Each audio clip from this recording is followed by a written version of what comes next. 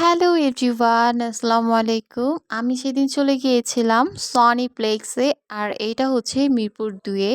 তো আমি সেদিন মুভি দেখতেও যাইনি, ইভেন শপিংয়ের জন্যও যাইনি। আমি সেদিন মূলত গিয়েছিলাম ঘোরার জন্য।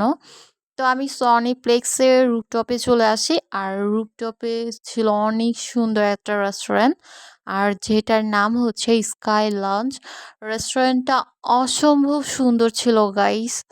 আর আমি গিয়েছিলাম হচ্ছে বিকাল টাইমে, বাট এইটা ছিল হচ্ছে রাতের একটা ভিউ। আমার কাছে ডে লাইটের থেকে রাত্রের ভিউটা বেশি সুন্দর লেগেছে। আর এইটা ছিল রুফটপের বাহিরের ভিউ।